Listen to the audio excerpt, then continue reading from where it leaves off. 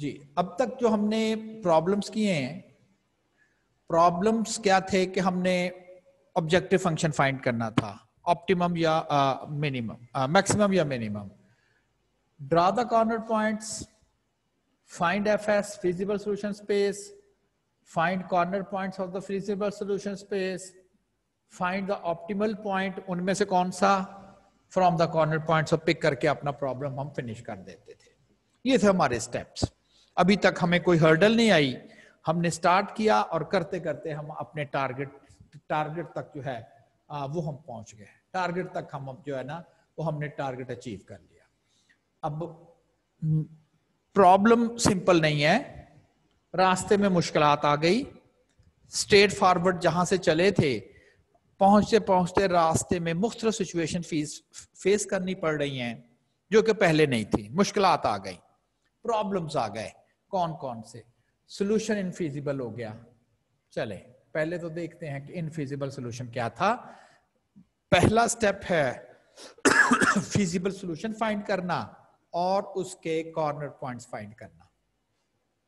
फर्ज करिए आपके पास एक ऑब्जेक्टिव फंक्शन है और कंस्ट्रेंट्स दिए गए, मैक्सिमाइज करना है फर्स्ट कंस्ट्रेंट, सेकंड कंस्ट्रेंट और थर्ड कंस्ट्रेंट। अब आपको इस चीज से फेमिलियरिटी है, how to draw the constraints. अब बार बार उसको हम रिपीट नहीं करेंगे।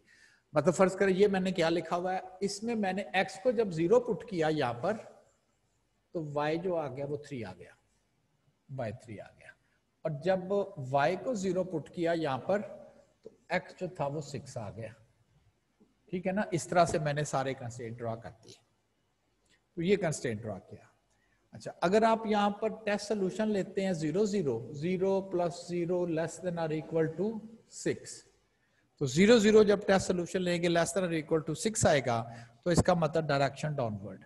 अच्छा, दूसरा आसान तरीका, अगर आपके पास राइट साइड पॉजिटिव हो जो कि है और यहां लेस का सिंबल हो, ये वाला लाइन ओरिजिन से ना पास कर रही हो, लाइन ओरिजिन से ना पास कर रही हो, और अगर इनइक्वालिटी में लेस का सिंबल हो, तो टेस्ट सोल्यूशन रख के देख लें या वैसे ही कह दे ये डाउनवर्ड ही होगा, तो डाउनवर्ड होगा। ये ओरिजिन से ना पास कर रही हो। इस लाइन को ड्रॉ किया, लेस देन का सिंबल था डाउनवर्ड्स। इसको ड्रॉ किया x is equal to 7 line को, ओरिजिन से पास नहीं कर रही, अपवर्ड, ग्रेटर का सिंबल है ना, ऊपर की जानिब, अपवर्ड। अब अगर कोई कॉमन सॉल्यूशन स्पेस कहे कि तीनों इनइक्वालिटीज का कॉमन रीजन क्या बनता है, इन दो का तो नीचे की जानिब बन रहा है लेकिन इसका इधर बन रहा है, तो कॉमन तो है ही नहीं। पहला स्टेप ही हमसे कंप्लीट नहीं हो पा रहा। पहले ये कोई प्रॉब्लम नहीं आ रहा था, कॉमन बनता था, हम कॉर्नर पॉइंट फाइंड करते थे और कॉर्नर पॉइंट से ऑप्टिमल पॉइंट जो है वो आइडेंटिफाई कर लेते थे, सर्च कर लेते थे। अब तो फिजिबल सॉल्यूशन स्पेस ही नहीं बन रहा, तो कॉर्नर पॉइंट कैसे बनेंगे? अपने प्रॉब्लम्स को हम यही फिनिश कर देंगे। Infeasible solution, that is the no common, बस प्रॉब्लम खत्म। इस चीज की भी बड़ी केयर करनी है। क्या हमें पता है कि इस साइड पर x पॉजिटिव होता है, इस साइड पर y पॉजिटिव होता है, y 0 से नीचे की जानिब नेगेटिव होता है और x इस जानिब जो है वो नेगेटिव होता है। अब नोट करें, मैंने जब ग्राफ ड्रॉ किया हुआ है, मैंने जब ग्राफ ड्रॉ किया हुआ है, तो उस ग्राफ में मैंने सिर्फ और सिर्फ ये पॉजिटिव वाली लाइनें ली हुई हैं। ये इस साइड पे नहीं गया मैं, वरना लाइन तो इधर भी आ सकती थी, लाइन इधर भी आ सकती थी, ऐसा हो सकता था ना पॉसिबल। इस वजह से इसे हम कहते हैं नॉन नेगेटिव। नॉन नेगेटिव का मतलब नेगेटिव साइड पे नहीं जाना। हाँ, अगर किसी क्वेश्चन में ये मेंशन ना हो तो फिर ठीक है, फिर आप जिधर भी आप लाइन एक्सटेंड, लाइन तो कभी खत्म नहीं ना होती, लाइन तो चलती रहती है। मैंने सिर्फ और सिर्फ लाइन को फर्स्ट क्वाड्रेंट में इसलिए रिस्ट्रिक्ट कर दिया कि मेरे पास नॉन नेगेटिव कंस्ट्रेंट भी था, वो अवेलेबल था। इसी तरह से एक और प्रॉब्लम करते हैं। मैक्सिमाइज करना कंसर्न था और दो मेरे पास कंस्ट्रेंट थे। x माइनस वाई जब इक्वेशन में बदला, ये 0 आ गया, और 0 आने का मतलब क्या है? 0 आने का मतलब ये है कि ये जो पॉइंट है ये लाइन जो है ये ओरिजिन से पास कर रही है, line pass through the origin.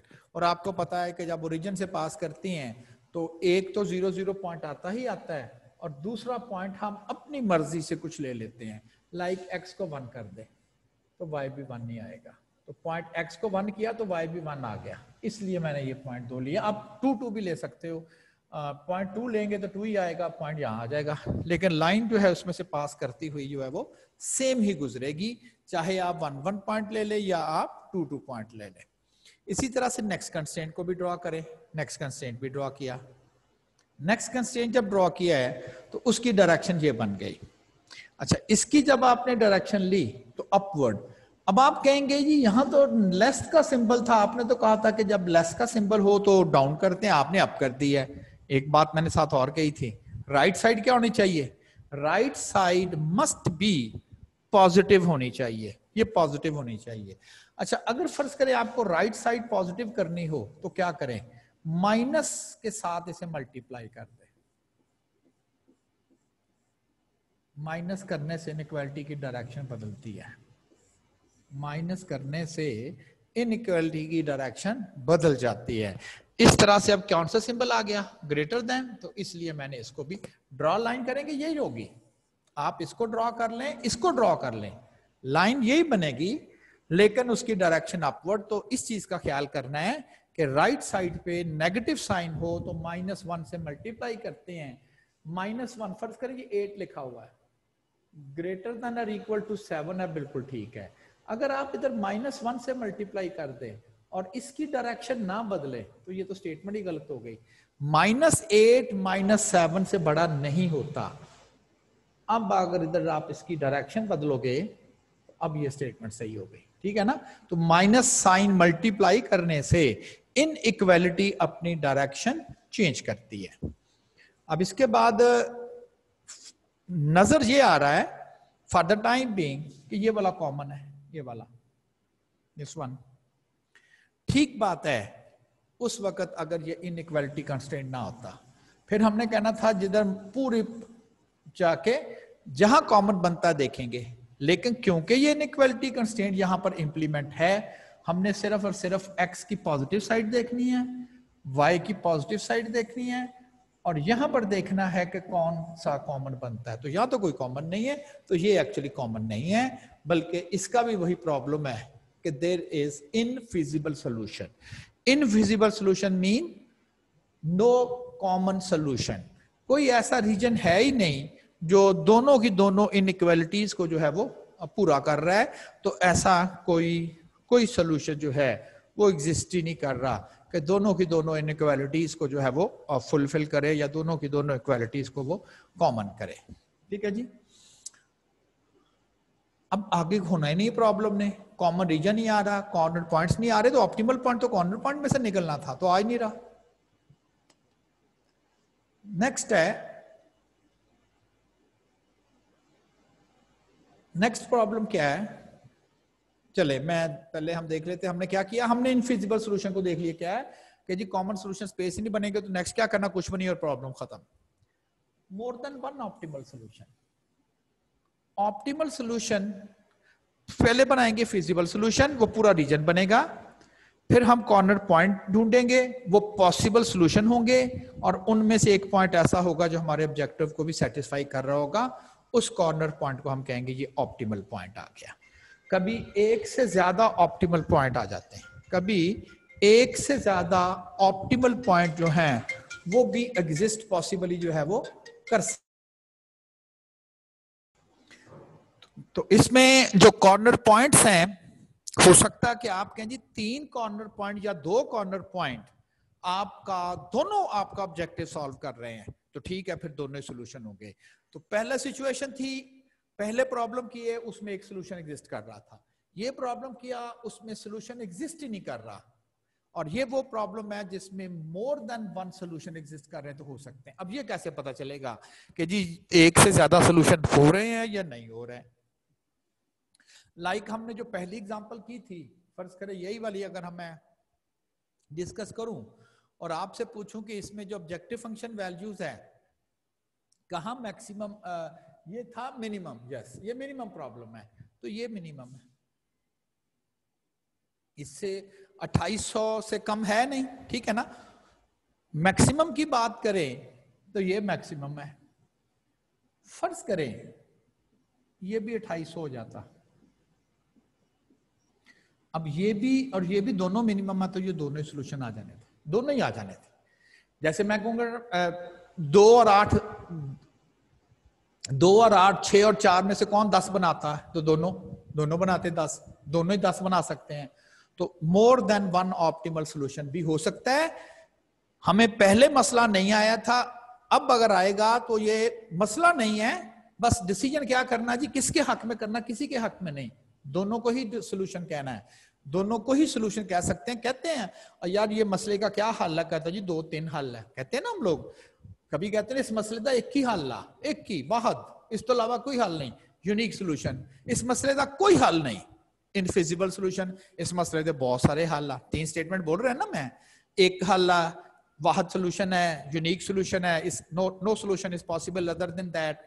ऐसे मसले का यार है जरा मसला फस गया ना, तो कोई हल सानू नजर नहीं आ रहा, that is infeasible solution, no common solution, and it may be, और फिक्र ना कर बहुत सारे दे हल, फलां भी, तो मोर देन वन सोल्यूशन। पता कैसे चलेगा, फर्ज करेगी ये मैंने अब ड्रॉ किया, 2 कंस्ट्रेंट थे, अब मुझे इस चीज को मैं फॉर द टाइम बिंग ले रहा हूं कि हमें पता है कि ये क्या है। कॉमन सोल्यूशन स्पेस बनाई, कॉमन सोल्यूशन स्पेस बन गई, कॉर्नर पॉइंट आइडेंटिफाई किए, 1, 2 एंड 3 कॉर्नर पॉइंट जो है वो आइडेंटिफाई हो गए। ये कॉर्नर पॉइंट ऑब्जेक्टिव फंक्शन में रखा, ऑब्जेक्टिव फंक्शन था 3x + 2y, जब 0 यहां पर रखा, 6 यहां पर रखा, तो 12। सेकंड जो कॉर्नर पॉइंट है b, वो यहां से इन दोनों लाइनों के इंटरसेक्शन से आया, 6x + 4y = 24, x = 3। Simultaneously solve किया तो x का आंसर 3 आ गया, y का आंसर 1.5 आ गया, याद है ना, साइमल्टेनियसली कैलकुलेटर से कर लें। अच्छा, जब बादी आ गई, चले जी अब पिक करें विच वन इज, चूंकि फंक्शन है मैक्सिमाइज करना, मिनिमाइज करने तो मेरे पास ये आंसर आ जाना था, ये वाला, लेकिन जब मैक्सिमाइज करने की बारी आई है तो मैक्सिमम अब 2 पॉइंट है, ये भी आपको वही वैल्यू दे रहा है, वो भी, there are 2 combination both solution, तो this problem has 2 optimal solutions. 2 ऐसे सॉल्यूशन एग्जिस्ट कर रहे हैं जो कि आपके ऑब्जेक्टिव फंक्शन वैल्यू को मैक्सिमाइज कर सकते हैं, तो दो सॉल्यूशंस, इसे बोलते हैं अल्टरनेटिव ऑप्टिमल। ऑप्टिमल का वर्ड दोनों के लिए होता है, मैक्सिमम और मिनिमम। और जिस एक क्वेश्चन की बात करें तो आप देखें कि यहां ऑप्टिमल से मुराद क्या है, मैक्सिमम, ठीक है ना, यहां ऑप्टिमल से मुराद मैक्सिमम। तो ये कोई प्रॉब्लम नहीं है, लेकिन फाइनल में कंफ्यूजन थी किसे सॉल्यूशन कहना, तो दोनों को कहना है। प्रॉब्लम कर रहे थे मिनिमाइजेशन का, सॉल्यूशन बड़ा क्लियर है। प्रॉब्लम कर रहे हैं इन तीनों में से, प्रॉब्लम कर रहे हैं मैक्सिमाइजेशन का, मैच हो गए, तो अल्टरनेटिव ऑप्टिमल सॉल्यूशन है, चूंकि ये प्रॉब्लम मैक्सिमाइजेशन का था। तो हमने 2 प्रॉब्लम डिस्कस किए, ये भी हो गया और ये भी कर लिया। Now the next one is redundant constraint. अब ये जो रिडंडेंट कंस्ट्रेंट है, ये कोई प्रॉब्लम नहीं है, ये एक समझ लें एक्स्ट्रा इंफॉर्मेशन है। एक तो था ना, पहला तो प्रॉब्लम था ही ना, आगे नहीं चलना काम में। दूसरा था प्रॉब्लम नहीं था, कंफ्यूजन था कि जी क्या करें, सॉल्व तो कर लिया लेकिन यहां कंफ्यूज हो गया, क्या डिसीजन लें, तो दोनों ही सॉल्यूशन पिक कर लें। अब तीसरा कोई प्रॉब्लम नहीं है, स्मूथली काम चलेगा, लेकिन इसमें एक एक्स्ट्रा इंफॉर्मेशन भी आपको मिलेगी। रिडंडेंसी का मतलब क्या है, रिडंडेंट क्या होता है? रिडंडेंट होता है ये पहले ही है, अब इसकी जरूरत नहीं है। Extra in the presence of another. आप देखें ना, आप फर्ज करें आप पहले यूनिवर्सिटी जाते थे और यूनिवर्सिटी जाके आप अपनी क्लासेस, फिजिकल क्लासेस पढ़ते थे, तो घर वाले आपको काम नहीं कहते थे या कह नहीं सकते, तो सारा दिन तो आप यूनिवर्सिटी में बिजी रहते थे, ठीक है। अब जब आप घर में रहे हैं तो घर वाले अम्मी आपकी खुश हो गई कि चलें अब घर के थोड़े मोड़े काम है, पहले अब्बू से करवाते थे अब आपसे करवाएंगे, या जो फीमेल हैं अम्मी कह रही थी चले मुझे को सुकून का सांस आएगा, ये हंडिया बनाएगी, रोटियां बनाएगी, तो आपके वालिदैन कहे। लेकिन अब आपके वालिदैन को तो नहीं पता, पेरेंट्स को, जी वो क्या ऑनलाइन क्लासेस चलनी, बात तो फिर वही आ गई। तो वो एक स्टेटमेंट बोलते हैं, तेरे का रहन च ना रहन च सानू की फर्क। हाँ, तेरे घर होने च ना तू होया भी उदा दा तू ना होया भी उदा दा। अक्सर आप संडे को सोए ही रहते हैं, वालदा ने काम कराने होते हैं तो आप सोए रहते हैं, तो वो कह रही शाम को उठते हैं तो आपकी अम्मी कहती है तेरे होन ना होन च सानू तो कोई फर्क नहीं पिया, पहले भी वही मसले तो हुण भी वही मसले। रिडंडेंट, जरूरत नहीं है। अनदर एग्जांपल, आपके दो भाई आपसे बड़े लाइक कोई हुआ, आपके अब्बू आप उनसे बातें कर रहे हैं, दोनों भाई आपको आपके अब्बू को कोई इंफॉर्मेशन दे रहे हैं, आप ना उछल उछल के ऐसे ही टोके लगा रहे हैं कि अब्बू मैं भी बताऊं, तो आपके अब्बू कहते हैं इन्हां दी मौजूदगी ना तेनू बोलने की जरूरत नहीं, चुप करके बैठ। मींस कि जो इंफॉर्मेशन मुझे इन दोनों से मिल रही है दैट इज एनफ, आपकी जरूरत नहीं है। हाँ, अगर वो ना होते, दोनों भाई आपके घर में नहीं है, अब्बू ने कुछ पूछना है, आपको भी उसका पता है, तो आप ही इंपॉर्टेंट थे। तो रिडंडेंट को एक्स्ट्रा नहीं कहना चाहिए, बल्कि रिडंडेंट को मैं ऐसे कह सकता हूं extra in the presence of another, दूसरों की मौजूदगी में आपकी जरूरत नहीं है। एक टाइपराइटर है, कहते हैं जी आजकल उसकी क्या जरूरत है टाइपिंग करने, क्लर्क ने टाइपिंग करनी तो बिल्कुल टाइपराइटर आपको शायद मिलेंगे भी नहीं।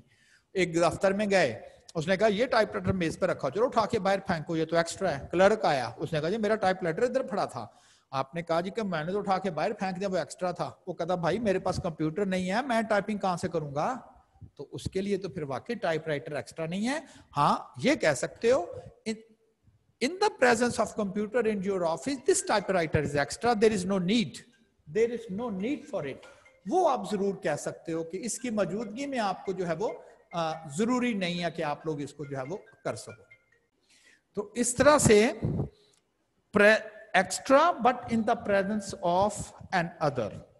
अच्छा जी, ये अब फर्ज करें अगर आपको ये कहा जाए कि इसमें कोई रिडंडेंट कंस्ट्रेंट फाइंड करें, यानी कि ऐसा कंस्ट्रेंट फाइंड करें जिसकी जरूरत नहीं थी, अगर ये 2 या 3 आपके पास पहले से ही होते, तो 3 आपके पास कंस्ट्रेंट बने हुए हैं, 1 2 3, तीनों को आपने ड्रॉ भी कर दिया है। आपने इनको ड्रॉ कर दिया है और कॉमन सॉल्यूशन स्पेस तीनों की नोट करें तो ये बनती है, ये बनती है ना, ठीक है। अगर मेरे पास ये येलो वाला कंस्ट्रेंट ना हो, हम देखते हैं कि क्या आप समझ लीजिए, ये आपके वही बात, ये 2 भाई हैं आपके, ये तीसरे आप और ये 2 भाई हैं। अगर आपका ये भाई ना हो तो इस फिजिबल सॉल्यूशन स्पेस की शेप चेंज हो जाएगी। मतलब येलो लाइन खत्म कर दें, आउट कर दें, तो फिर एक्सटेंड हो जाएगा। ये येलो लाइन खत्म हो गई, बस एक लाइन ये रह गई और एक लाइन ये रह गई, इसके इधर रहना, इसके नीचे रहना, तो ये देखें ये इनफिनिट। लेकिन येलो लाइन अगर होगी तो शक्ल चेंज हो गई। तो येलो लाइन के होने ना होने से फर्क पड़ता है, किसको, फिजिबल सॉल्यूशन स्पेस की शेप चेंज होती है। ओके, ब्राउन लाइन देखें, इस कंस्ट्रेंट की बात कर रहा हूं, अगर मैं इसको यहां से डिलीट कर दूं, सपोज कर लूं ये नहीं है, येलो लाइन तो है लेकिन ब्राउन लाइन नहीं है, तो फिर तो ये एक्सटेंड करके इसके भी नीचे चला जाएगा, ठीक है ना, फिर तो ये एक्सटेंड करके इसके भी नीचे चला जाएगा। Now this becomes the feasible, shape change हो गई, लेकिन ब्राउन लाइन तो है, आपने कहा फिर शेप यही रहेगी। ब्राउन लाइन नहीं हो तो शेप चेंज, ब्राउन लाइन है तो शेप चेंज नहीं होगी।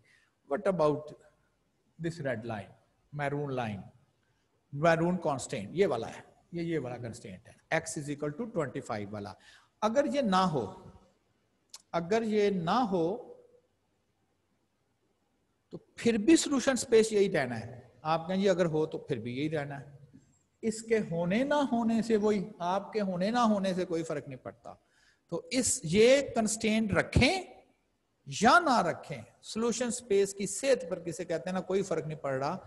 ऐसा कंस्ट्रेंट जिसको रख लिया फिर भी वही, जिसको एक्सक्लूड कर दिया फिर भी वही, इस कंस्ट्रेंट को हम कहते हैं ये रिडंडेंट है, ये एक्स्ट्रा है इन the presence of other 2 constraint. दूसरे 2 की मौजूदगी में ये जो कंस्ट्रेंट्स है ये एक्स्ट्रा है, तो इस कंस्ट्रेंट को हम कह देते हैं कि this one is a redundant constraint. A constraint that does not effect the feasible solution region, उसको इफेक्ट नहीं करता, रखें ना रखें आप कहें जी इससे कोई फर्क नहीं पड़ता, तो that's why we call it as a redundant constraint. ठीक है जी, तो रिडंडेंसी सब अच्छा, और लाजमी नहीं है कि एक ही रिडंडेंट कंस्ट्रेंट हो सकता है, एक से ज्यादा नहीं हो सकते, या जरूर होगा, लाजमी तो नहीं है कि जरूर एक कंस्ट्रेंट फर्ज करें ये भी है डाउनवर्ड। अब अगर इस कंस्ट्रेंट को रख लें या इस कंस्ट्रेंट को डिलीट कर दें तो कोई फर्क नहीं पड़ेगा ना। इस कंस्ट्रेंट को रख लें या इस कंस्ट्रेंट को डिलीट कर दें, ये कंस्ट्रेंट था, डाउनवर्ड था, इस कंस्ट्रेंट को रखें तब भी वही आंसर आएगा, और इस अगर कंस्ट्रेंट को मैं डिलीट कर दूं तब भी एग्जैक्टली वही आंसर आएगा। तो कंस्ट्रेंट्स कोई लिमिट नहीं है कि जी एक ही हो सकता है, दो भी हो सकते हैं, तीन भी हो सकते हैं, और लाजमी नहीं है कंस्ट्रेंट होना, रिडंडेंट कंस्ट्रेंट लाजमी होना चाहिए तो लाजमी नहीं है, नहीं भी हो सकते। तो तीन प्रॉब्लम्स जो हैं वो हमने डिस्कस किए। Infeasible, more than one, and redundant constraint कैसे पहचानते हैं, एक्स्ट्रा कंस्ट्रेंट कैसे पहचानते हैं। Last one is unbounded solution. एक होता है unbounded region, unbounded solution space. Like अगर मैं आपको बताऊं कि ये जो सॉल्यूशन स्पेस है ये बाउंडेड है, इसको बाउंड्री ने हद में कैद किया हुआ है, ये बाउंडेड है। ये दो नेक्स्ट वन है ये भी बाउंडेड है, ये देखें चारों साइड से इसको कैद किया गया है, इसको बाउंड किया गया है। ये जो सॉल्यूशन स्पेस है ये अनबाउंडेड है। अभी ये सॉल्यूशन स्पेस ऊपर चलती जानी लाइन, इस लाइन ने चलते जाना है, ये अभी लाइन इधर भी एक्सटेंड होगी, इसे हम कहेंगे ये, इसे क्या कहेंगे, unbounded feasible solution. Unbounded solution space की हद नहीं है, अनबाउंडेड फिजिबल सॉल्यूशन, इसे कहते हैं अनबाउंडेड फिजिबल सॉल्यूशन। देखिए सॉल्यूशन स्पेस अनबाउंडेड जरूर है, लेकिन हमने इसका सॉल्यूशन फाइंड किया हुआ है या पिछली उधर लेक्चर में कि this one is the feasible solution. तो सॉल्यूशन स्पेस तो बाउंडेड है, सॉल्यूशन स्पेस में से ऑप्टिमल पॉइंट मिल गया है। आल्दो सॉल्यूशन स्पेस खुद बजाते खुद अनबाउंडेड थी, लेकिन सॉल्यूशन बाउंडेड सॉल्यूशन जो था वो कैलकुलेट किया जा सकता है। लेकिन मैं जो इस वक्त आपसे डिस्कशन कर रहा हूं या हमने करनी है वो है unbounded, not unbounded solution space but unbounded optimal solution कह लें चले, जो हमारा ऑब्जेक्टिव भी जिसने सॉल्व करना है। वो कैसे? अच्छा जी, ये एक प्रॉब्लम है, कंस्ट्रेंट ड्रॉ किए, मैक्सिमाइज करना था, दो कंस्ट्रेंट ड्रॉ कर दिए, डायरेक्शन इनकी देखी, दोनों की डायरेक्शन नोट करेंगे तो डाउनवर्ड डायरेक्शन बनती है। डाउनवर्ड डायरेक्शन बनने का मतलब, रिमेंबर कंफ्यूज नहीं करना, x माइनस वाई ग्रेटर देन और इक्वल टू -1, तो आप कहें जी हम इसको राइट साइड करेंगे +1, लेस देन है तो डाउनवर्ड, ये पहले लेस देन है, राइट साइड पॉजिटिव है तो दोनों डाउनवर्ड, तो नीचे। ये खत्म नहीं होगी, ये चलती जा रही है, ये भी चलती जा रही है, ये भी चलती जा रही है, ये एक्सटेंड भी करेगा ना, मैंने तो उसको, तो इस वक्त सॉल्यूशन स्पेस फिर वही मसला आ रहा है, अनबाउंडेड है सॉल्यूशन स्पेस, ये अनबाउंडेड सॉल्यूशन स्पेस है। अब what about the corner point method का जो एक ड्रॉबैक कह दें या डिसएडवांटेज कह दें वो ये है, या इंफॉर्मेशन ये है कि कॉर्नर पॉइंट हमेशा जो एफएस के ऊपर वाले कॉर्नर पे पॉइंट्स होते हैं ना, ऊपर वाले टॉप पे, वहां से आपको सॉल्यूशन मिलता है। आल्दो मिलता कॉर्नर पॉइंट से सॉल्यूशन है, लेकिन एक पॉसिबिलिटी ये है कि जो टॉप पे कॉर्नर पॉइंट्स होते हैं, मैं अगर पिछली एग्जांपल दे दूं, अच्छा ये मिनिमाइजेशन है ना, ये मिनिमाइजेशन है, ये बॉटम के कॉर्नर है, ये बॉटम के कॉर्नर है, ये टॉप के कॉर्नर है। अगर मिनिमाइजेशन हो तो पॉसिबली बॉटम में से मिलेगा, और अगर मैक्सिमाइजेशन हो तो पॉसिबली टॉप से, इसलिए कि जो ऊपर पॉइंट होगा ना उसकी एक्स वैल्यू ज्यादा होगी वाई वैल्यू, जब आप बड़ी एक्स और बड़ी वाई वैल्यू यहां पर पुट करेंगे तो जेड भी बढ़ जाएगा ना। मिनिमाइजेशन में बॉटम के पॉइंट की एक्स वैल्यू भी कम होती है, वाई वैल्यू भी कम होती है, वाई कम है ना यहाँ का, इसका वाई ज्यादा है, तो फिर बॉटम वाले कॉर्नर पॉइंट देंगे। तो देखें अगर आप प्रॉब्लम को सॉल्व भी करें हम, तो हमें बॉटम के कॉर्नर पॉइंट ने सॉल्यूशन दिया था 2, 3 में, ये वाला बॉटम के कॉर्नर पॉइंट ने सोल्यूशन दिया था, तो यहां से मिलना था या यहां से मिलना था। तो चेक तो हम हर चारों ही करते हैं, लेकिन एक हिंट याद रखते हैं कि मैक्सिमाइजेशन केस में टॉप वाले कॉर्नर पॉइंट पॉसिबल सॉल्यूशन आपको देंगे और मिनिमाइजेशन केस में बॉटम के कॉर्नर पॉइंट आपको सॉल्यूशन देंगे। अब पिछली जो एग्जांपल थी जो मैंने अभी मार्क की थी, अब देखिए सॉल्यूशन स्पेस तो अनबाउंडेड है, आप कहेंगे टॉप के तो कॉर्नर ही नहीं है, तो उसका कॉर्नर कैसे फाइंड करें? तो मैं कहूंगा आपने क्या करना है, मिनिमाइजेशन करनी है ना। इस क्वेश्चन में आपने मिनिमाइजेशन करनी है, तो ऊपर वाले टॉप ने तो आपको सॉल्यूशन देना ही नहीं था, नहीं मालूम हो तो खैर है, बॉटम के तो है ना, ये बॉटम के हैं, बस इनमें से दोनों में से मिलना था आपको, यहां से मिल गया, ठीक है ना, यहां से मिल गया। अब मसला ये आएगा कि ऐसा प्रॉब्लम जिसकी सॉल्यूशन स्पेस जो है, मैं एक प्रॉब्लम ले आता हूं like this one. Solution space आपकी अनबाउंडेड है, आपने कहना टॉप वाले कॉर्नर पॉइंट से हमें पॉसिबली सॉल्यूशन मिलेगा। एक कॉर्नर पॉइंट ओरिजिन, एक कॉर्नर पॉइंट ये वाला आ गया, एक ये आ गया, और लाइनें चलती जा रही हैं, लाइनें चलती जा रही हैं, इसका तो कॉर्नर टॉप पर आएगा ही नहीं, ये तो चलती जा रही हैं, तो कहां जाके देखेंगे कि इसका कॉर्नर बना है, बढ़ता ही जा रहा है, तो कॉर्नर पॉइंट मेथड फेल हो गया। कब फेल होता है? Solution space is unbounded, FS is unbounded and problem is of maximization and problem is of maximization. Fs is unbounded and problem is of maximization. Corner point method fail हो गया, not possible. Top के corner point से solution मिलना था, top का corner point ही नहीं है, unbounded. Bottom में से कभी सॉल्यूशन स्पेस ओपन नहीं हो सकती। वो क्या कहते हैं, वो क्या टीवी में नहीं आता, देखे ना देखे, कोई देखे ना देखे शबीर तो देखेगा। हाँ, वो एक दफा बैठे थे तो कोई देखे ना देखे तो शबीर ने तो देख ही लेना है, कोई रोके ना रोके, इसको नीचे से अनबाउंडेड होने को ये रोक ही लेगा। रोक लिया ना इसने नहीं बाहर निकलने देना। हाँ, टॉप में से इधर को तो ओपन हो सकती है, नीचे से नहीं ओपन होने देगा ये, कोई रोके ना रोके, ये दो लाइनें जरूर रोकेंगी, ठीक है ना, ये दो लाइनें जरूर रोक देंगी उसको।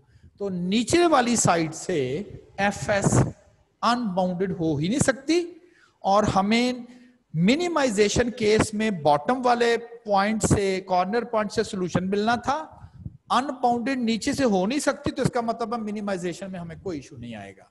वो सॉल्यूशन स्पेस होनी हो, ऊपर से टॉप से ओपन हो भी जाए, खैर है, हमने क्या करना है, हमें तो वो पॉइंट चाहिए ही नहीं। मसला इधर आएगा जैसे इस क्वेश्चन में आ रहा है, तो फिर क्या करना है? फिर आपने एक और मेथड भी तो पढ़ाया था कॉर्नर पॉइंट के साथ, ऑब्जेक्टिव फंक्शन लाइन मेथड। अब आपने ऑब्जेक्टिव फंक्शन लाइन ड्रॉ करनी है। ऑब्जेक्टिव फंक्शन लाइन ड्रॉ करने के लिए, याद है ना, ऑब्जेक्टिव फंक्शन लाइन मेथड भी पिछले लेक्चर्स में हमने पढ़ा था। आप अपनी मर्जी से इसको कोई वैल्यू असाइन कर दें, एनी वन। क्योंकि वैल्यू 1 2 3 ऐसे करके ग्राफ में थी, मैंने 20 30 रखना यहाँ फजूल था तो मैंने 1 रख लिया। Put x is equal to 0 तो y 1, put y is equal to 0 तो x -2, ठीक है ना। ऑब्जेक्टिव फंक्शन लाइन आपने ड्रॉ करनी है जिसकी x वैल्यू जो है वो -2 है, ये वाली, और y वैल्यू जो है वो 1 है, ये वाली। इससे गुजरती हुई आपने ऑब्जेक्टिव फंक्शन लाइन ड्रॉ कर देनी है, ये ड्रॉ हो गई। और याद रहे सॉल्यूशन स्पेस भी चलन इधर ही जा रहा है। अब प्रॉफिट में क्या करना होता है, ऑब्जेक्टिव फंक्शन लाइन को मूव करना होता है अपवर्ड डायरेक्शन, ऊपर की जानिब। इससे क्या होगा, इससे x बढ़ेगा, y बढ़ेगा, ऊपर की जानिब जाने से x y बढ़ेगा तो z भी बढ़ता जाएगा, ओके। लेकिन आपने इस लाइन को उस एक्सटेंट तक ऊपर मूव करना है जब तक हमारे पास रिसोर्सेज रहें, यानी कि फिजिबल रीजन थोड़ा सा आपके पास जरूर रहना चाहिए। वही बात जो पिछली एग्जांपल दी थी कि मूंगफली खा रहे हैं, पहले 4-4 दानों वाली खाते हैं, फिर 3-3 दानों वाली खाते हैं, रिसोर्सेज खत्म होते जाते हैं, आखिर में छिलकों में से मूंगफली के दाने ढूंढ के भी खाते हैं, खा लेते हैं ना। और जब तक आखिरी दाना नहीं मिल जाता उस वक्त तक मूंगफली के छिलके नहीं फेंकते, हम कहते हैं ये तो रिसोर्सेज है हमारे। तो हमने भी यही करना है, आखिरी हद तक हमने अपने रिसोर्सेज को यूज करना है, बढ़ाते जाएं। बढ़ाने का मतलब है ऑब्जेक्टिव फंक्शन की वैल्यू बढ़ती जा रही है, मैक्सिमाइज करना था ना, कहां तक बढ़ाना है, कहां तक आप हमारी हिम्मत है। हम कहें जी हमारी चादर, हमारी हिम्मत जो है ना वह फैसा, बस उसके बाद नहीं निकला, ओके मैं इसको मजीद बढ़ा लेता हूं। आपके और हाँ और बढ़ सकती है, और बढ़ा सकते हैं, बढ़ा सकते हैं, और बढ़ा सकते हैं, बढ़ा सकते हैं, और बढ़ा सकते हैं, नहीं जी इसके बाद बाहर निकल जाना है। This is the last exit point. इसके बाद अगर आप लाइन को मजीद बढ़ाओगे it will exit the feasible solution space. तो जो लास्ट एग्जिट पॉइंट है वही आपका कॉमन ऑप्टिमल सॉल्यूशन कहलाएगा, ऑप्टिमल। तो मैंने लाइन ड्रॉ की, -3 -2 और 1 से गुजरती, बिल्कुल पैरेलल शिफ्ट कर दिया, ऊपर की जाना, पैमाना रख लें, अंदाजा लगा लें, लेकिन सेम स्लोप के साथ, सेम डायरेक्शन के साथ। अभी भी लाइन एफएस में है, यानी कि अभी भी रिसोर्सेज हैं, और बढ़ा लें और अपना प्रॉफिट बढ़ा लें और ऊपर कर ले लाइन को। और ये हमारे रिसोर्सेज की आखिरी लिमिट आ गई, ठीक है ना। लाइन इधर से भी बाहर निकल गई, इधर से भी निकल गई, लेकिन अभी भी एक रिसोर्सेज की वो आखिरी कॉर्नर जो है ना उसके ऊपर खड़ी है। इसका मतलब ये हुआ कि अगर आप जरा सा भी और इसको ऊपर की जानिब लेके जाएंगे तो ये बिल्कुल लाइन बाहर निकल जाएगी। तो किस दरवाजे से ये बाहर निकली ऐसा कह लें, किस कॉर्नर से ये बाहर निकली है, जिस कॉर्नर से बाहर निकली है वही इसका फिजिबल सॉल्यूशन स्पेस है। तो हमने उस वक्त भी, पहले भी मैंने आपको ऑब्जेक्टिव फंक्शन लाइन मेथड से भी एक्सप्लेन किया था कि कैसे तो अनबाउंडेड सॉल्यूशन स्पेस हो, प्रॉब्लम मैक्सिमाइजेशन का हो, कॉर्नर पॉइंट मेथड हेल्प नहीं करेगा, आपको ऑब्जेक्टिव फंक्शन लाइन मेथड से ही जो है वो पॉसिबली मिल सकता है, ठीक है। तो फाइनली हम डिक्लेयर कर देंगे कि this one is our optimal solution. आप कहते हैं जी पहले ही कर लेते, भाई पहले मुझे आइडिया ही नहीं था कि हो सकता है जो टॉप पे जाके कॉर्नर बनना वो ऐसे नहीं था, इसमें ये चीज नेगेटिव भी साथ साथ हो रही थी ना, इसलिए। लेकिन मुझे कंफर्म तो नहीं था ना कि ये इसी ने देना, बस इसके बाद ऊपर जाना ही फजूल है। लेकिन मेरा आइडिया तो था, जैसे हम कोई चीज ढूंढ रहे हैं, पहाड़ के आधे रास्ते पे पहुंचे, वो मिल गई, आप कहें जी मिल गई, मैं कहूंगा पहाड़ के ऊपर जाओ, हो सकता है इससे अच्छी क्वालिटी की मिल जाए। ऊपर पहुंचे तो कहेंगे जी नहीं वही ठीक था, तो हमने तो पहले ही कहा था कि आधे रास्ते से वापस आ जाते, लेट्स सपोज वहां से उससे बेहतर चीज मिलती, देन बट चक्कर तो लगा के आना पड़ना था ना। तो हमें चूंकि आइडिया ही नहीं था कि ये मिल ही जाएगा, तो हमने कहा चलें जी ट्राई तो करें, देखें तो सही। तो इस मेथड ने बताया कि नहीं वाकई ऊपर एग्जिस्ट करता ही नहीं है, और ऐसा हर दफा नहीं होगा। अगली एग्जांपल देखते हैं कि वो कैसे सिचुएशंस है। अनबाउंडेड सॉल्यूशन स्पेस था, solution space is infinite, that is unbounded, but finite solution is possible. तो सॉल्यूशन स्पेस में be unbounded, but this example there is a finite solution which is 2 3। अब नेक्स्ट जो example आपके पास है, उस next example को तो सॉल्यूशन स्पेस इस प्रॉब्लम की अगर आप बनाएं तो वो भी unbounded. Objective function is of maximization, first constraint greater than symbol, second constraint less than symbol, third constraint greater than symbol. First constraint ये ग्रीन, ग्रेटर देन का मतलब upward, okay. Second y is equal to 10, y is equal to 10, less than है downward, downward. Third है x is equal to 5, x is equal to 5, greater than symbol upward, ठीक है ना। जल्दी से, वो बजाय से कि आप टेस्ट सोल्यूशन करें, आप टेस्ट सोल्यूशन करके देख लें। हाँ, सिर्फ जब लाइन ओरिजिन से पास होना तो फिर ये नहीं एक्सरसाइज करनी है आपने, फिर आपने टेस्ट सोल्यूशन करके ही उसको जो है वो आपने आइडेंटिफाई करना है। अब चूंकि अगेन अनबाउंडेड ये लाइन चलती जा रही है तो अनबाउंडेड, ठीक है ना, चलता जा रहा है ना, ये अनबाउंडेड है। अब आपको ऑब्जेक्टिव फंक्शन लाइन ड्रॉ करनी है। अपने तौर पे कुछ वैल्यू रख ली यहां पर, एनीवन, आप 8 रख लें, 16 रख लें, 20 रख लें। ऑब्जेक्टिव फंक्शन लाइन ड्रॉ करें, ऑब्जेक्टिव फंक्शन लाइन ड्रॉ होगी। मैक्सिमाइजेशन है ना, अब आपने कहना है बढ़ाना है और बाहर निकालना है। बढ़ाना है, आप कहेंगे तो पहले ही बाहर है, जी नीचे वाली साइड से ना बढ़ाना है और बाहर निकालना है उसको। जैसे पिछली एग्जांपल मैं दोबारा रिपीट कर रहा हूं, ये देखें, इसको हमने ऑब्जेक्टिव फंक्शन लाइन को ड्रा करने के बाद क्या किया, इंक्रीज किया और बाहर निकला, तो हमने कह दिया ये ऑप्टिमल सॉल्यूशन है। और इसमें अब ऑब्जेक्टिव फंक्शन लाइन ड्रॉ की और आ गया 2 3, ये 2 3 पॉइंट है, एक्स वैल्यू इसकी जो है वो 3 है, वाई वैल्यू जो है वो उसकी 2 है, लाइन आ गई। अब आप इसे इंक्रीज करो,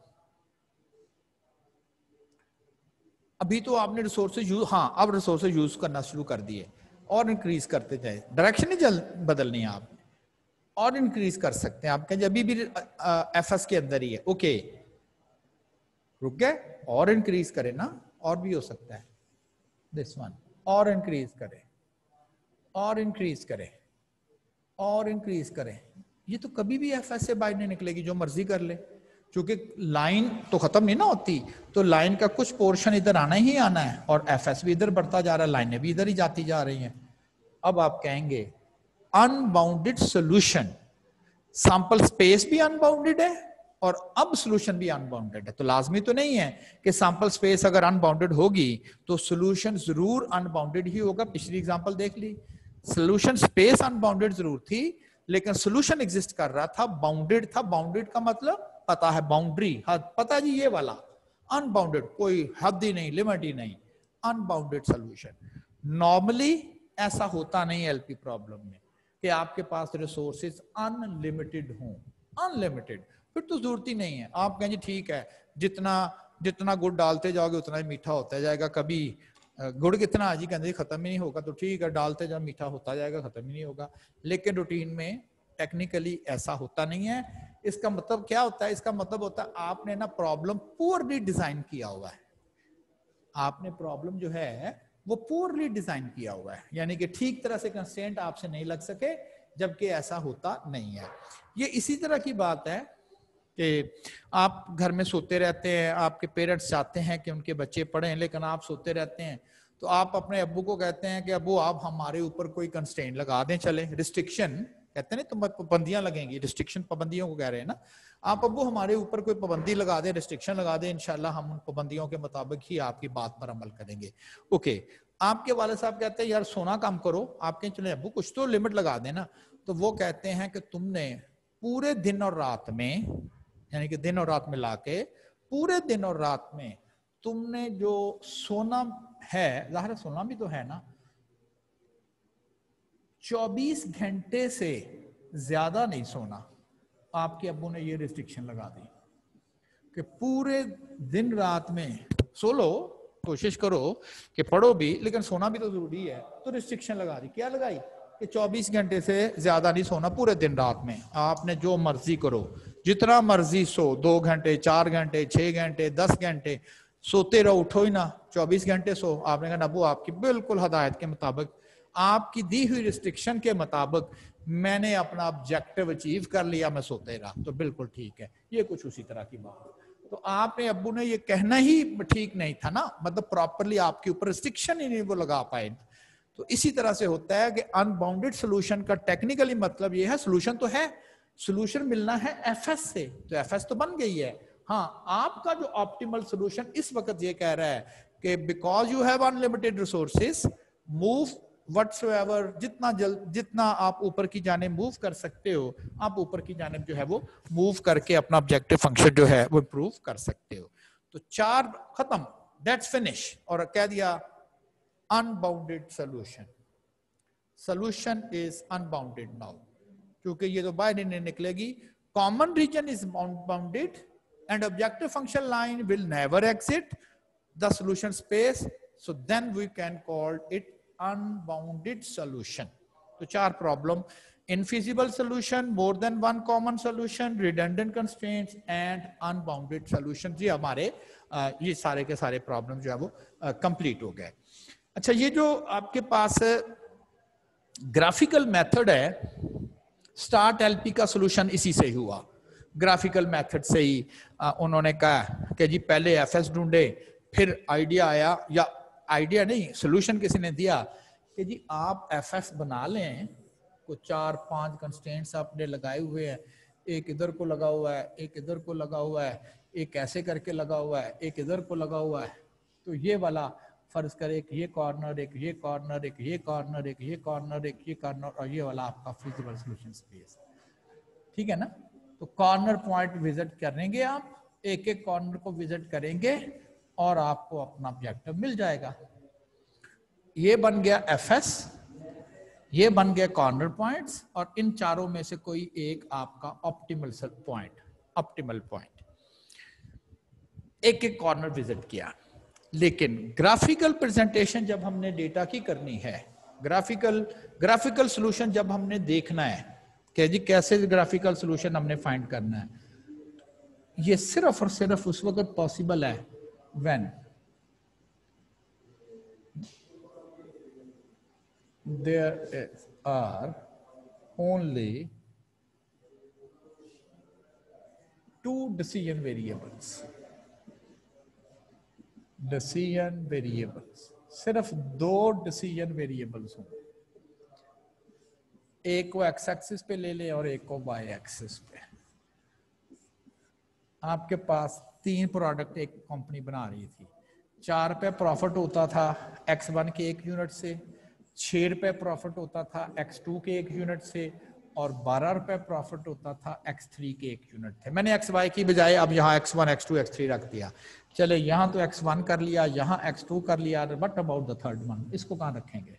तो नहीं कर सकते। तो graphical solution of the LP problem is only possible when there are only 2 decision variables. ऐसा शायद हो ही नहीं सकता कि सिर्फ 2 ही हो, सिर्फ 2 ही हो। लेकिन चूंकि सिंपल से हम स्टार्ट करते हैं, आप पहले एलपी को जानते नहीं थे, अब आपको एलपी का आइडिया हो गया है। अब आप कहेंगे कि जी इसका कोई फिर न्यूमेरिकल वे नहीं है जिसमें ग्राफ ही ना ड्रा करना पड़े, तो हम उसी जाने मूव करेंगे। ठीक है ना? तो एलपी प्रॉब्लम्स को सॉल्यूशन ऑफ एलपी, ग्राफिकल और ग्राफिकल में 2 पढ़े हमने, corner point, objective function line, और अब हम पढ़ेंगे न्यूमेरिकल। ऑब्जेक्टिव फंक्शन 2 हो या इवन 2 से भी ज्यादा हो, ठीक है ना? 2 हो या 2, ये नहीं है कि 2 के लिए ग्राफ और न्यूमेरिकल मेथड नहीं कर सकते, कर सकते हैं, सबके लिए कर सकते हैं। तो 2 या 2 से ज्यादा हो तो ग्राफ नहीं हो सकता, लेकिन न्यूमेरिकल मेथड ये हो सकता है। व्हेन, कब यूज करना है? When variables, decision variables are 2 or more, 2 हो या 2 से भी ज्यादा हो। और जिस मेथड को हम अडॉप्ट करेंगे न्यूमेरिकल, उसे कहते हैं सिंप्लेक्स मेथड।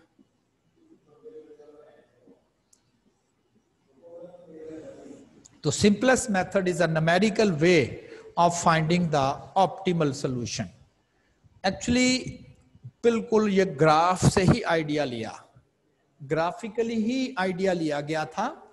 अगर ग्राफ बना हुआ है और इस तरह के ये कॉर्नर पॉइंट्स बने हुए हैं, ये वाला ऑप्टिमल जो ये न्यूमेरिकल सॉल्यूशन है ना, सिंप्लेक्स मेथड, ये आइट्रेटिव प्रोसीजर, एक एक करके आइट्रेटिव प्रोसीजर। स्टार्ट लेना है, कंफ्यूजन रहता है कहां से स्टार्ट लें, पता नहीं कहां से, पता नहीं कौन कौन कहां कहां, ग्राफ तो बनाया नहीं है, पता नहीं लाइनों ने कहां कहां कट करना है। तो फिर हम ओरिजिन से स्टार्ट ले लेते हैं, ये अपना स्टार्ट कर लेते हैं, ये होता है स्टार्टिंग सॉल्यूशन हमारा। फिर हम आइट्रेशन करेंगे, इस स्टार्टिंग सॉल्यूशन से हम मूव करेंगे उस पॉइंट पे जो के कॉर्नर होगा। मैथमेटिकली जिस तरह से करेंगे पता चल जाएगा ये क्या आएगा, लेकिन खूबी क्या है, ये ब्लाइंडली उस जाने मूव नहीं करेगा, उस कॉर्नर की जाने मूव नहीं करेगा ब्लाइंडली। जो मतलब 2 पॉइंट हैं, 2 ऑप्शन, जैसे इधर कह लें 2 ऑप्शन चल रही हैं, एक या यहां जाया जाए या यहां जाया जाए। जो कॉर्नर पॉइंट आपको दोनों में से सबसे ज्यादा ऑब्जेक्टिव फंक्शन वैल्यू इंप्रूव करके देगा, यानी कि प्रॉफिट को ज्यादा करके देगा, वो ऑटोमेटिकली नेक्स्ट आइट्रेशन में आपको ये जो मेथड है वो उसी जानब लेके जाएगा। कहता जी इसके बाद इधर जाएं, मतलब कॉर्नर पॉइंट ही विजिट कर रहे हैं, लेकिन कॉर्नर पॉइंट में आपको सारे पॉइंट विजिट करके बताना पड़ता है कि लें जी सारे पॉइंट विजिट किए थे हमने और अब हमने देखा तो पता चला ये सबसे कम है। जबकि ये वाला जो पॉइंट है ये आपको आइट्रेटिवली जो ऑप्टिमल पॉइंट है वहां तक ये ले जाएगा। इसे इस प्रोसीजर को पता है कि ऑप्टिमल आ चुका है, इसे पता है कि अब मजीद आगे इंप्रूवमेंट नहीं हो सकती, मैं किसी और सोल्यूशन की किसी और कॉर्नर की जानिब जाऊंगा भी तब भी कोई फायदा नहीं है कि मुझे मिले। तो देन आप कह लें कि उसे बिल्कुल आइडिया हो जाता है कि जी रुक जाना है, उसने सारे कॉर्नर विजिट नहीं करने। तो यहां पर आइट्रेटिव मेथड है, आइट्रेशन का आपको आइडिया, जैसे आप वो लूप लगा के करते हो, तो इसने आइट्रेटिवली मूव करना है, कॉर्नर्स पर मूव करना है, जिस कॉर्नर पर उसे पता चल जाता है जी मैक्सिमम आ गया, मजीद इंप्रूवमेंट नहीं हो सकती, वहीं पर आइट्रेशन रुक के कह देगी कि चले जी यही आपका फाइनल सोल्यूशन आ गएगा। तो आइडिया बिल्कुल उसने ग्राफ से लिया था, एक सोल्यूशन एक पॉइंट से उसने स्टार्ट लेना है, वो यूजुअली ओरिजिन होता है, फिर उस जाने मूव करता है जो उनको सबसे ज्यादा एडवांटेज देता है, तो उसकी जाने वो पहले मूव करेगा। तो नेक्स्ट हमारा जो आर्टिकल होगा, how to solve the problem with the simplex method. अच्छा, और इसके साथ ही हम जो एक्सेल है उसको भी यूज करेंगे, और हमने बड़ा टाइम लगाया है, एक एक कॉर्नर निकालते थे और एक एक कॉर्नर निकाल के हम उसको देखते थे ऑब्जेक्टिव फंक्शन वैल्यू, और फिर एट द एंड सोल्यूशन करके बताते थे कि ये है। एक्सेल को हमने सिर्फ और सिर्फ कंस्ट्रेंट, बस प्रॉब्लम बता देना है, अपना ऑब्जेक्टिव फंक्शन बता देना है, कंस्ट्रेंट बता देनी है, और उसके बाद कहना कि अब तुम जानो और तुम्हारा काम, तो एक्सेल चल पड़ेगा। आपको पता है ना, उसने चल पड़ना है, उसने कहना अच्छा मैं इसको ढूंढता हूं, करेगा वही, उसका जो पीछे एल्गोरिदम है ना उसको डिफाइन किया गया कैसे तुमने कॉर्नर ढूंढना है मैथमेटिकली। वो फंक्शन हो गए ना कि अगर वो ओवरलैप करेंगे तो वो कॉर्नर बनेगा, तो फिर वो विजिट करके ना आपको फाइनली बड़ी जल्दी बता देता कि जी ये वाला कॉर्नर था, इसने सबसे ज्यादा वैल्यू दी। हाँ, एक्सेल में आप वेरिएबल 10 ही क्यों ना रख दें, उसने ग्राफ की तरह नहीं चलना, ठीक है ना, तो 10 ही वेरिएबल क्यों ना उसे दे दें, 15 कंस्ट्रेंट क्यों ना लगा दें। लेकिन आप देखें कि अगर आपको ग्राफ में 15 कंस्ट्रेंट बनाने पड़ जाए और टोटल जो है वो तो बड़ी कॉर्नर बनेंगे, तो हमारे लिए मुश्किल हो जाता है उसको मैनेज करना। तो नेक्स्ट जो है, एक तो हम सिंप्लेक्स मेथड का न्यूमेरिकल पढ़ेंगे, मैनुअल करेंगे, उसके बाद हम उसको एक्सेल पर भी परफॉर्म करेंगे और देखेंगे कि हाउ इट इज इजी, कि समझ आ गई। देखिए हमारा काम सिर्फ ये नहीं है कि आप जी एक्सेल तो फिर 10वीं क्लास के बच्चे को सिखा दें, उसे सिखा दें कि इस तरह का प्रॉब्लम बनाए इसमें रख दे। हाँ, जब आपको ये चीज समझ आ जाए, आप प्रैक्टिकल लाइफ में चले जाएं, तो फिर शायद आपको कोई ना कहे कि जी ये हमारे फर्म के रिसोर्सेज हैं आप करने, लेकर करना मैनुअल है, हाथ से करना है। क्यों? वहां आपको समझ है, आपको लॉ है, लेकिन समझ तो आएगी तो फिर ही आप उसके प्रॉब्लम को डिजाइन कर सकेंगे। चले जी, thank you very much for the listening. और नेक्स्ट अब हमारा जो आर्टिकल होगा उसमें आपको जो बताया जाएगा कि किस तरह से आपने ये सारी की सारी कैलकुलेशन जो है वो आप परफॉर्म करनी।